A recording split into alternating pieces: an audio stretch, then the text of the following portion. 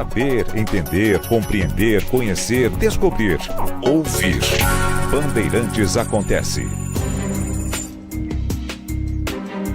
Jornalismo, Bandeirantes acontece. A Ucrânia aceitou hoje a base de uma proposta de paz com mediação dos Estados Unidos para encerrar a guerra com a Rússia, segundo o secretário de Segurança Nacional ucraniano, Rustem Umerov, aliás, alvo de muitas acusações internas na Ucrânia, né? Mas isso levará à paz? Não. Ainda há um caminho muito longo e nem se sabe se será trilhado esse caminho. Umerov disse que a Ucrânia é grata às reuniões produtivas e construtivas realizadas em Genebra, com ucranianos e emissários de Trump debatendo um caminho para encerrar o conflito. Mas ele disse também que as delegações chegaram a um entendimento comum sobre os termos essenciais do acordo discutido em Genebra.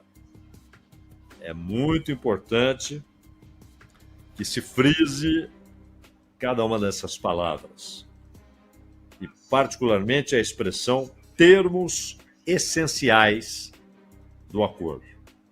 Segundo Umerov, o governo ucraniano espera apoio dos parceiros europeus para as próximas etapas e espera organizar uma visita de Zelensky aos Estados Unidos na data mais conveniente de novembro. Então, esta semana, né?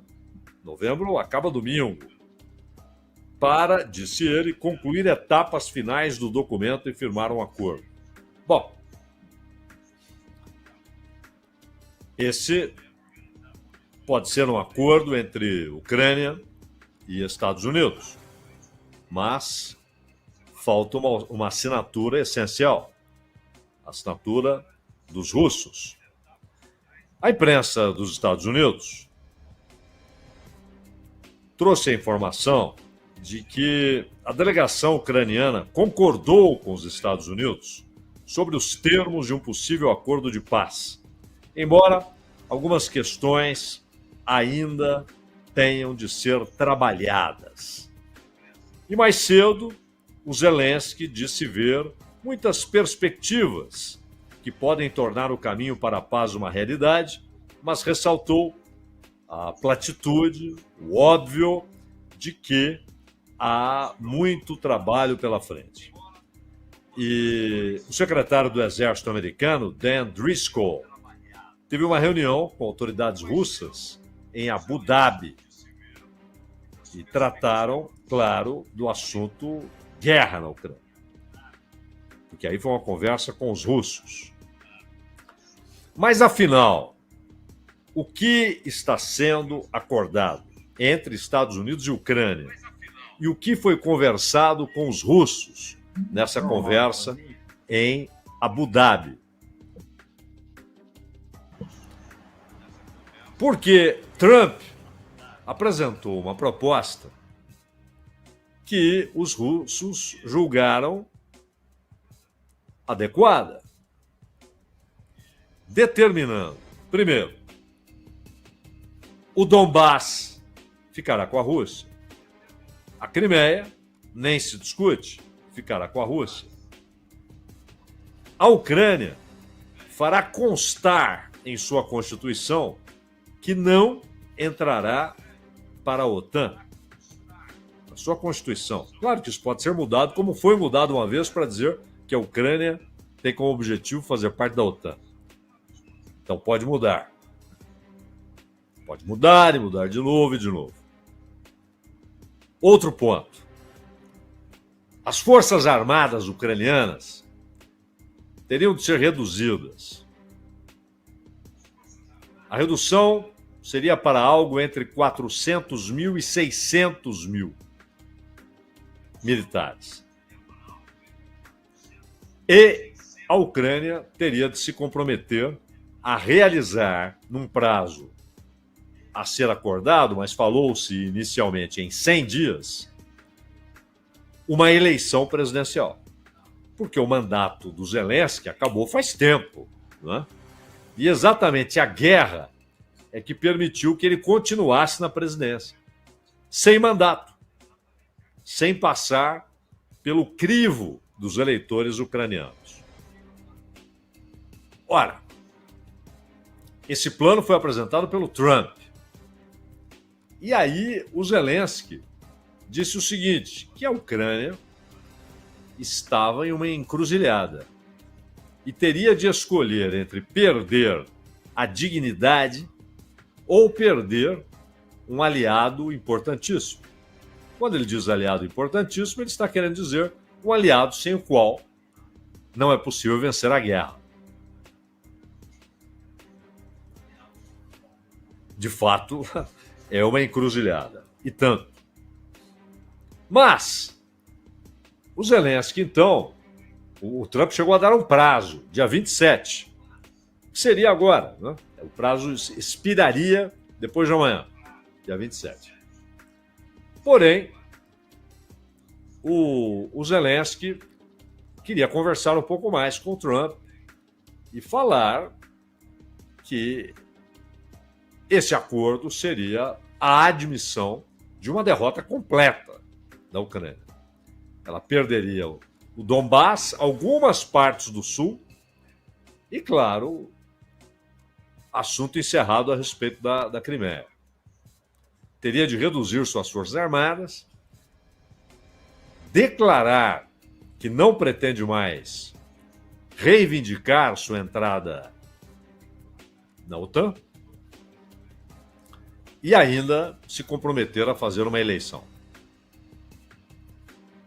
A Rússia, bem à sua maneira, o governo Putin, ou diretamente Vladimir Putin, bem à sua maneira, às vezes ele fala diretamente, quando ele quer passar um recado mais pesado, ele chama o Medvedev, para que ele resolva a questão. Para que ele diga, como se fosse a voz radical, mas não é. Tudo que ele fala é com autorização do Putin, obviamente. E aí,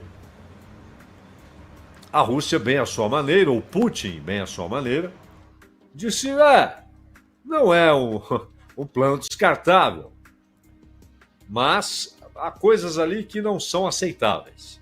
Não disse quais. O telefone de Zelensky começa a tocar, e aí os abutres de sempre. A Europa Ocidental se levantou contra o plano, não só contra o plano, mas contra a possibilidade de aquele plano ser negociado. Que é óbvio, um plano assim, com 28 pontos, ele não é para ser acatado e colocado em vigência. Ele é um ponto de partida, aí você vai negociando, esse ponto aqui não dá, aquele outro ali podemos discutir, esse aqui tudo bem. Claro, essa é a ideia. Mas Starmer,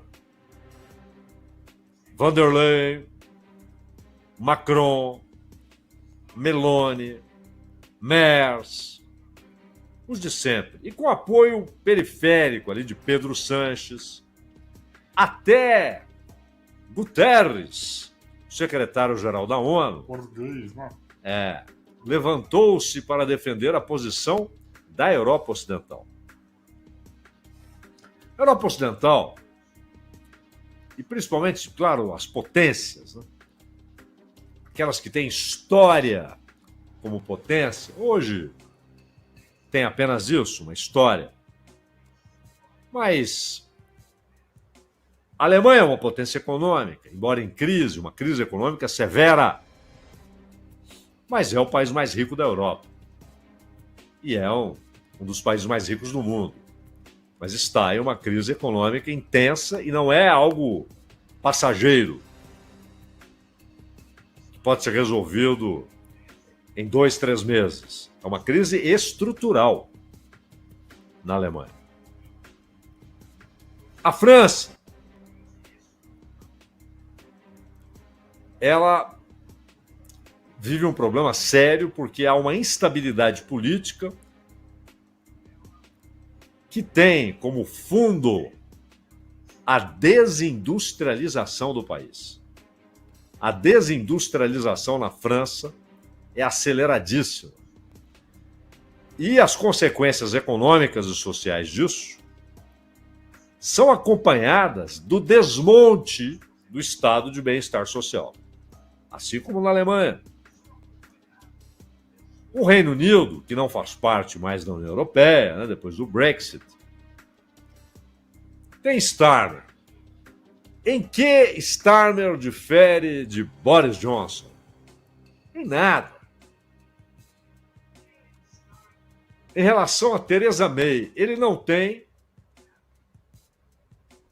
a dignidade de Theresa May, embora tenha o mesmo programa. Mas ele faz em relação à guerra o que Boris Johnson fazia: atira gasolina. A Europa, esses dirigentes acreditam, e também Van der Leyen, eles acreditam, aliás, cada vez mais aplaudidos nessa crendice pela direção da OTAN. Mark Rutte. O Mark Rutte, que já foi premier holandês, como seu antecessor, que foi premier norueguês, eles olham para a indústria armamentista como a salvação da economia europeia. E é claro que não será. Aliás, muito dinheiro que está sendo retirado do estado de bem-estar social, inclusive do histórico programa de saúde do Reino Unido, sistema de saúde do Reino Unido, que é um parâmetro para o mundo, está se desmanchando por falta de recursos suficientes. A grana está sendo retirada do welfare state, do estado de bem-estar social, daquilo que deu à Europa Ocidental e à Europa do Norte, os escandinavos, o rótulo de realizadores da social-democracia. Isso está sendo desmanchado não por decisão desses políticos furrecas que a Europa tem hoje, mas é uma imposição do capital. O capitalismo desencadeou a fase de desmonte do estado de bem-estar social, das garantias dos trabalhadores, das conquistas dos trabalhadores. E na medida em que a circunstância for favorável, acelerará em direção ao passado, ou seja, a primeira metade do século XIX. A Argentina já está fazendo isso como laboratório, nas mãos de Javier Milei. Então, Milei quer agora 12 horas de jornada diária, né? Se trabalhar em 5 dias, serão 60 horas por semana. Recorde mundial nestes tempos. Mas então, o Milei é esse laboratório. Mas a Europa, ela está estabelecendo um sistema. E a indústria armamentista é vista como fundamental. Mas há também um aspecto ideológico, compartilhado, aliás, pelos barões do Partido Democrata dos Estados Unidos. E Biden evidenciou isso ao extremo, até ao limite. Que é uma doutrina que é dos tempos Brzezinski, ou seja, tempos da Guerra Fria.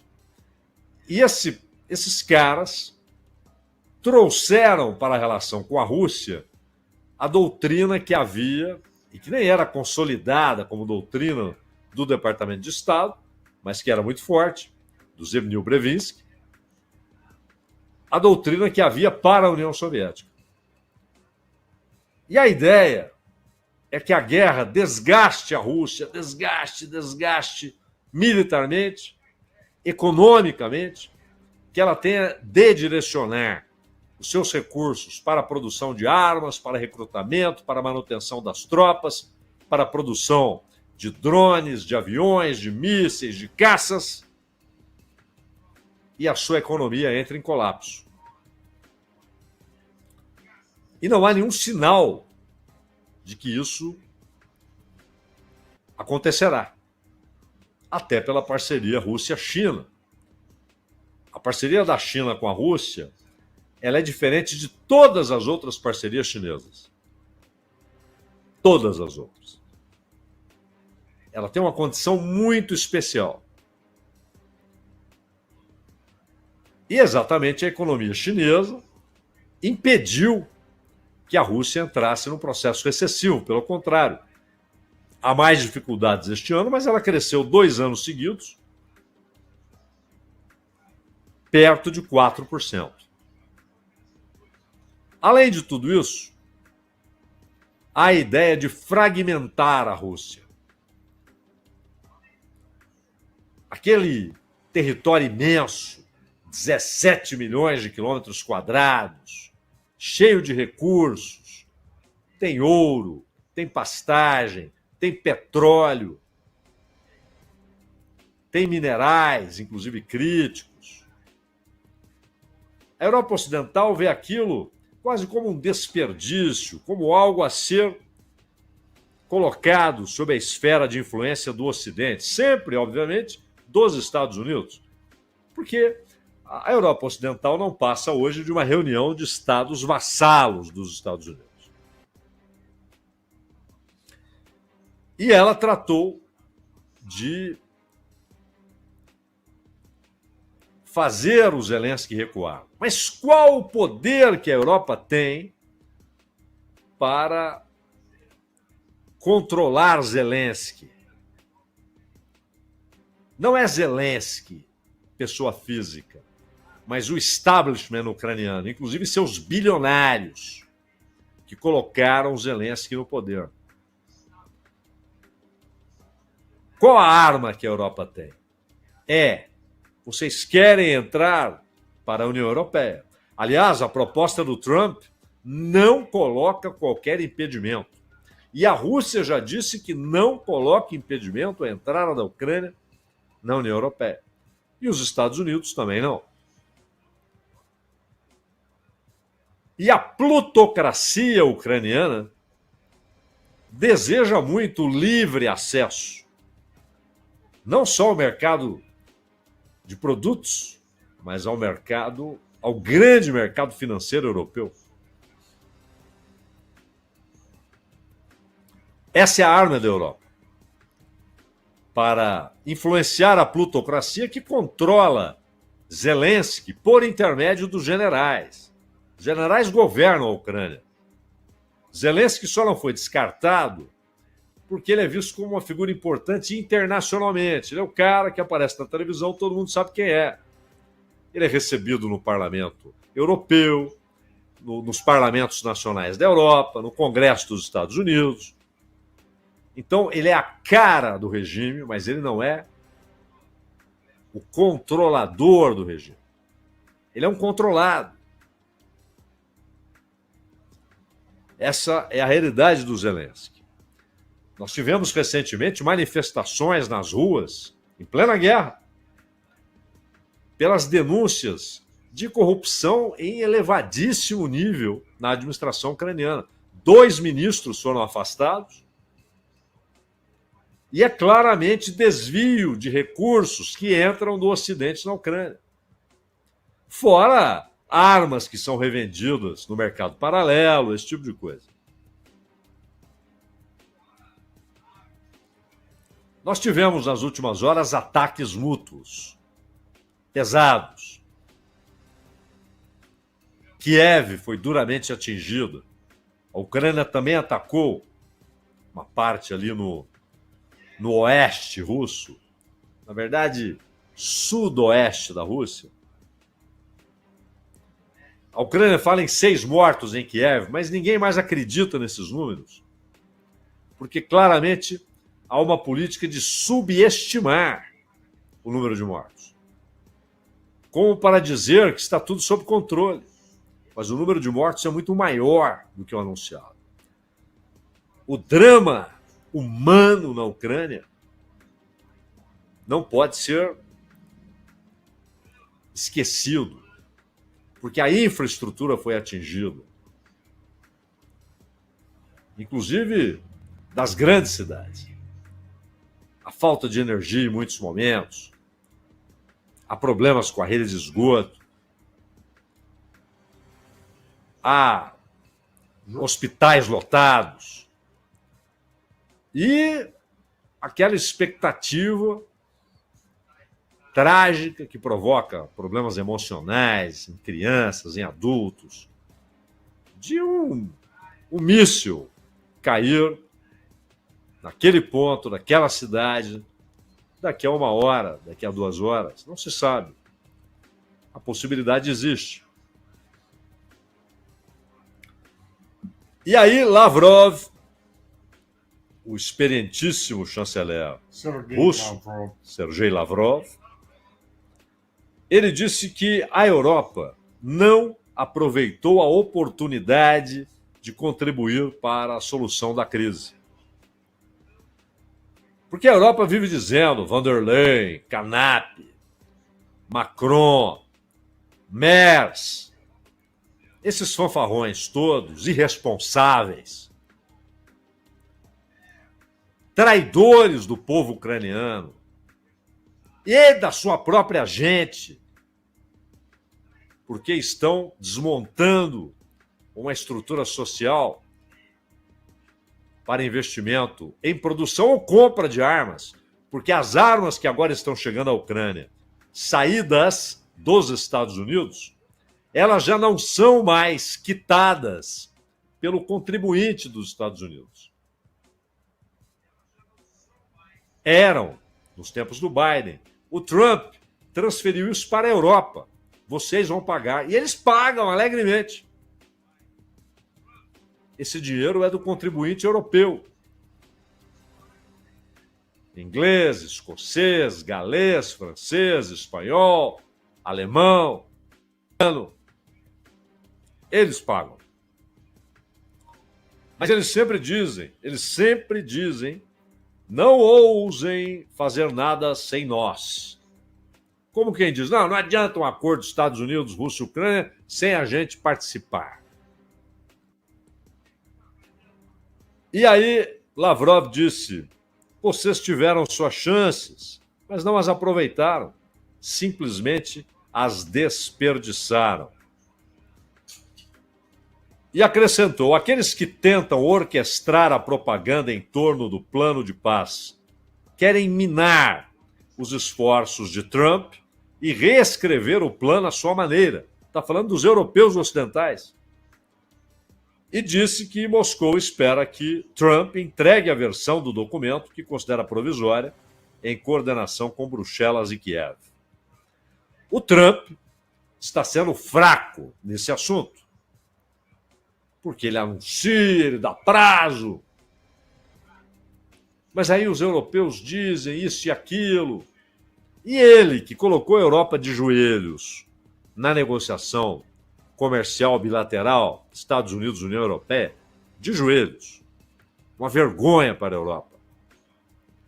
Uma vergonha histórica. Foi o domingo que expressou a degradação europeia até ao limite.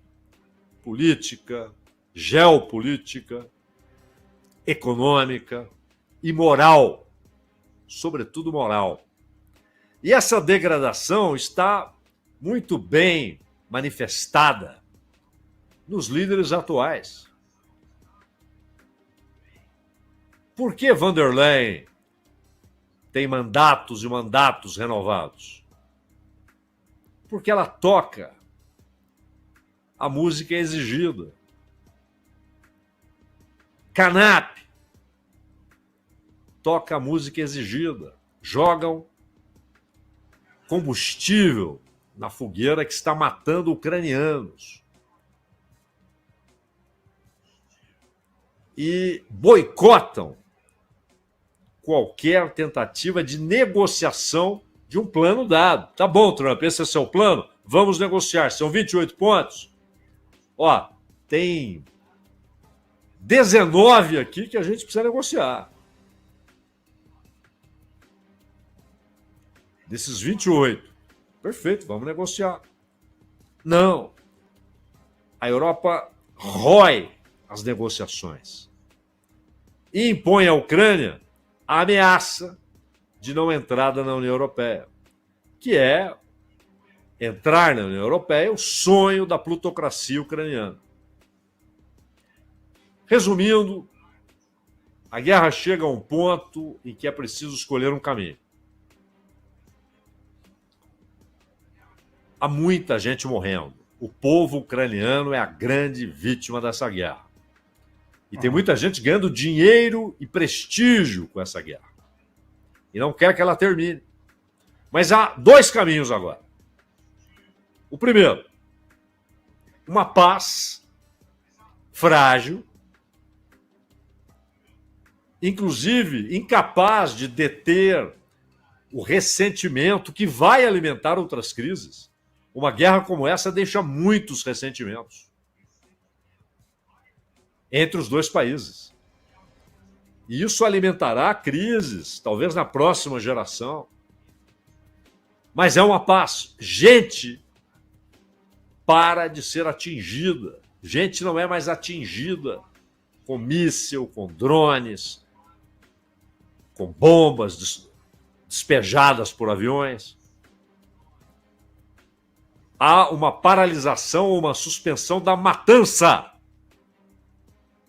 É uma paz frágil, mas ela pelo menos tem, se colocada em prática, se realizada, se o acordo chegar ao termo e a sua realização, ela tem essa consequência, a paralisação da matança. O outro caminho, não só a continuidade da matança, mas o aumento considerável do risco de uma guerra continental. Uma guerra entre a Rússia e a Europa Ocidental. São esses os caminhos. Jornalismo. Bandeirantes. Meu caro Ronald Gimenez.